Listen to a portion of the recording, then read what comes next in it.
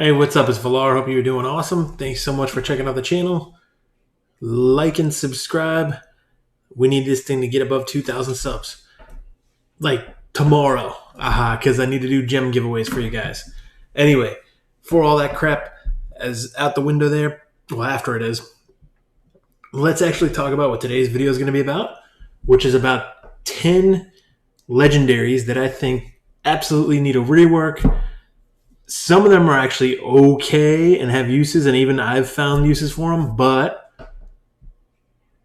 these are all going to be ones I own as well. So, and the hilarious thing is I did look through the index to see if there was any ones that, were bad that I don't have, and there's only one, and he's Bistafus.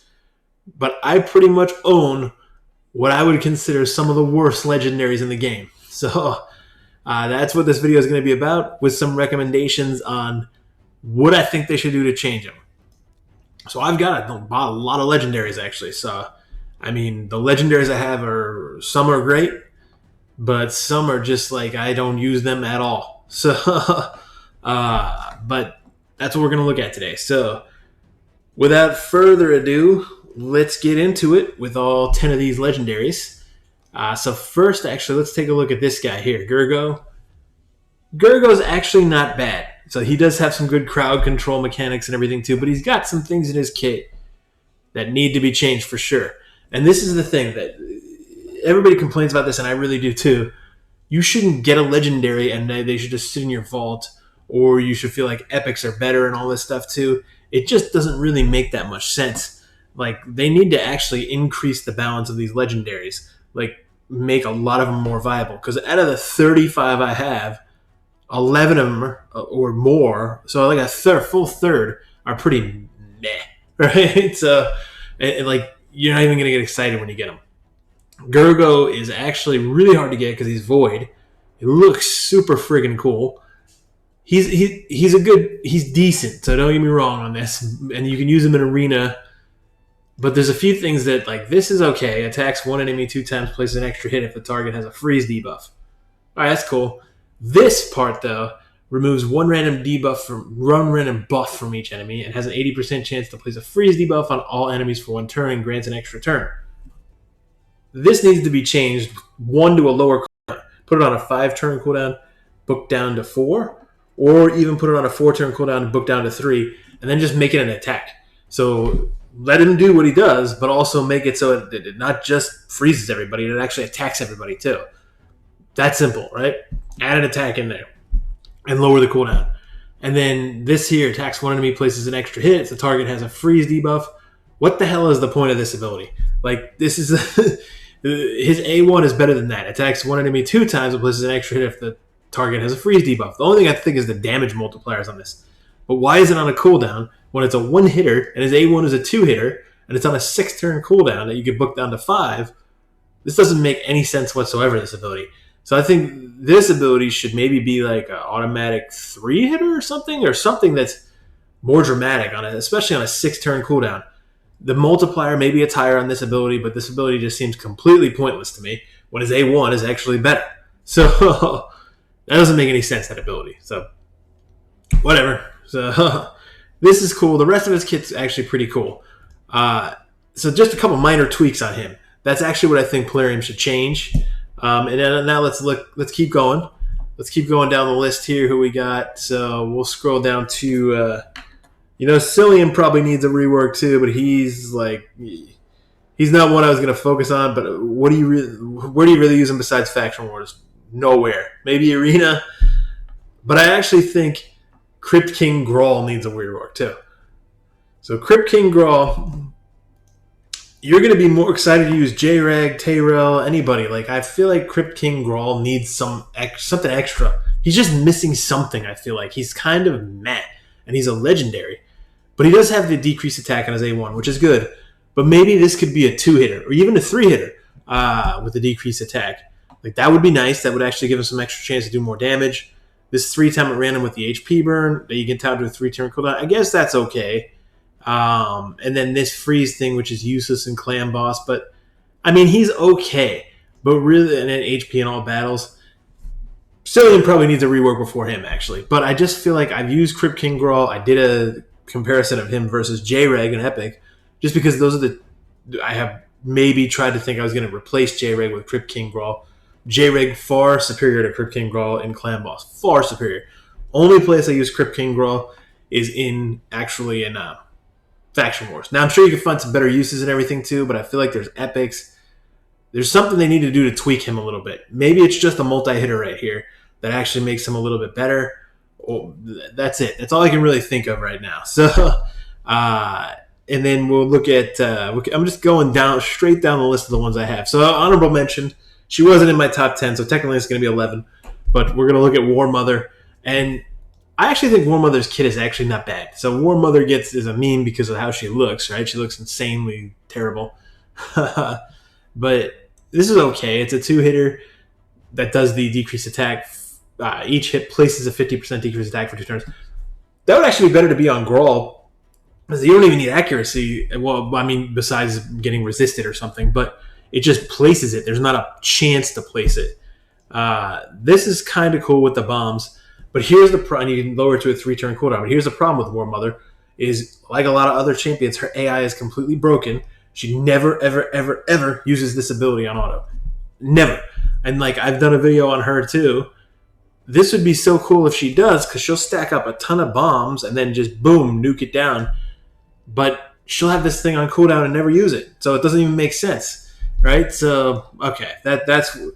Maybe just change her AI, because believe it or not, I actually do think she's okay as far as her kit goes. She's not the greatest, but she's okay. Let's keep going down the list here. So who else we got? Tomb Lord. All right. I've done another one I did a video on. So 3 of these 4 I've done videos on. And heck, I may do some videos on other ones too. But Tomb Lord here. So his A1's great, though. 3-hitter, decreased speed, and if he crits. Again, Tomb Lord's problems is just pretty much he needs to actually have his cooldowns reduced, and this ability needs to be changed to where you can book this to get it to maybe put it on the 3-turn cooldown, but the poisons last for 2-turn cooldowns for 2 turns. So you can get this to a 3-turn cooldown instead of the poisons lasting for 1 turn. Make the poisons last for 2 turns. So that's actually okay, and then maybe even make it an AoE. I don't know. That might make him a little too overpowered. But this actually needs to be an attack for sure. Just this is resetting a turn meter, and this cooldown needs to be lowered dramatically. So I did a video with Tomb Lord versus Stag Knight, and Stag Knight was actually better in both Ice Golem and Fire Knight. So get Tomb Lord's cooldowns reduced. That's basically it. His kit's pretty good, and maybe make this actually an attack as well. Who else we got here? We got this guy. This guy sucks. I mean, you can see I haven't even ascended him. I don't do anything with him. I use him in Faction Wars, but he's such a like. I know there's a lot of people that have said that he's actually pretty decent, but I believe they nerfed him again, so his reflect damage was a 2 OP at some point, I think, for like Spider's Den or something, and they nerfed him again, where it doesn't even work. It doesn't even proc there anymore correctly, or they did it where it does. I don't know. He's not good anywhere. So attacks 1 enemy 3 times, 25% chance of placing provoke debuff for 1 turn. Okay, whatever. And then attacks 1 enemy, places a provoke debuff for 3 turns, steals 2 random buffs. So he's all about provoking and then getting this reflect damage off. He's just not that good. Like, I don't know what they should do to change him. Maybe I'm not even sure. Like, just scrap this guy's kit altogether and put something new in there. That's actually what I feel like. Like, his kit sucks. So there's not a way to improve on his kit. Just give us something new. Change it completely. That's it. This guy, you can check out Ali Plays videos on him. Mordu McCrap. No, I'm just kidding. But so heal reduction, that's okay. I mean, that's all right. It attacks all enemies twice, and each has 90% chance of placing block buffs for 2 turns. And it can't be resisted if someone has a heal reduction on there. But he scales off both attack and HP on that, and then he has this Fiery Rage, which 20% chance to unlock Peril, also 20% chance to fill the turn meter when he's attacked, and 1 enemy 2 times, ignore shield and block damage buffs as well as defense. Enemies killed by this skill cannot be revived. This is a really good ability, but it's on even at 20%, it's on such a low chance to actually pop off. And then he's HP, but his abilities mainly scale on attack. so it's kind of weird to build him.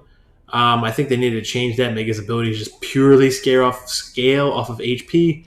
Also, another problem here is the cooldowns. Here's what I don't get.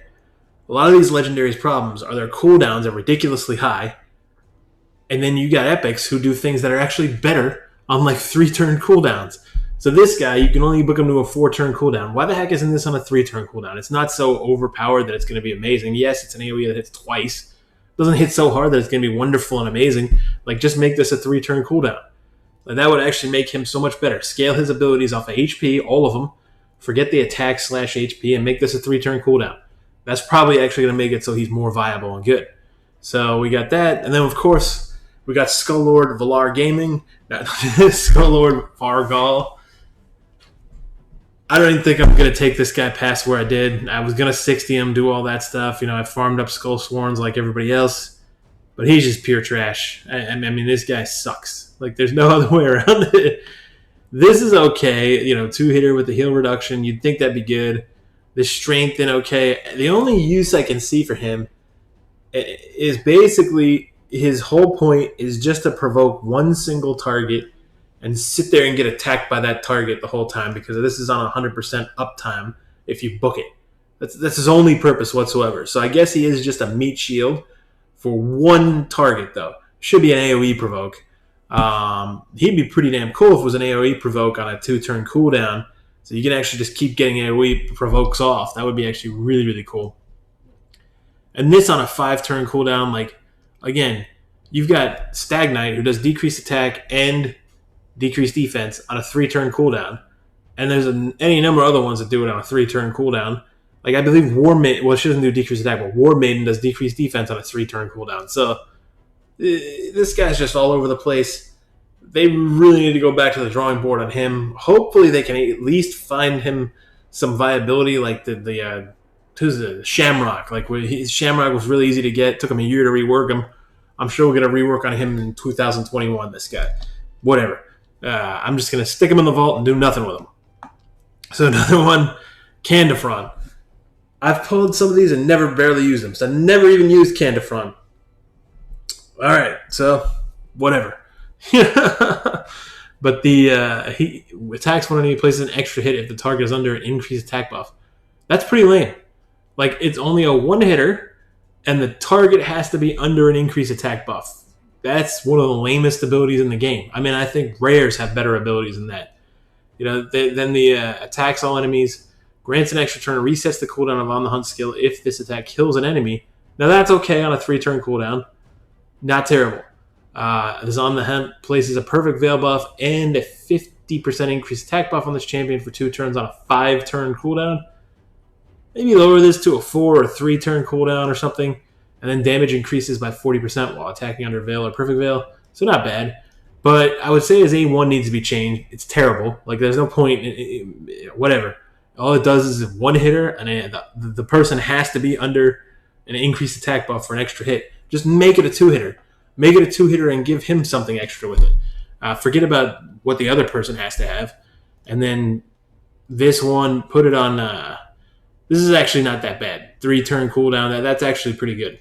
But this one lowered the cooldown. So lower the cooldown on this one. Put it on a 4, possibly even a 3-turn. Put it on a 3-turn cooldown. Like, make him super, super hard hitting. He's only a single target focus guy anyway. So what's it matter if it's on a 3-turn cooldown? Yeah, he's got this AoE, but whatever. So who else? Errol. I know Errol can hit like a truck, right? I know he can hit like a truck, but... So Royal Guard can hit like a truck. There's a whole bunch of epics that can hit like a truck. I mean, well, depending on where you use them. But this guy's only purpose is to be like a single target sniper. That's it. But he attacks one enemy and 30% chance of inflicting a crit. Who cares? Like that's. I mean, I don't understand just these 1-hitters and just gives you an extra chance for crit on a legendary character of all things. Attacks one enemy 3 times, 30% chance of a crit again, and 50% chance to ignore defense on a 3-turn cooldown. All right, maybe that's okay. Maybe make this an AoE. That would be kind of cool on a 3-turn cooldown, but that might be a little bit OP with all the ignore defense. And then steals all buffs from a target enemy, then attacks the target, has an extra 30% chance of inflicting a critical hit. That sounds okay, but it's all just single target there too. So, and it's on a 3-turn cooldown. Maybe give him some form of AoE. That's what I feel like would make him much more viable. So maybe actually it would be cool if this was an AoE.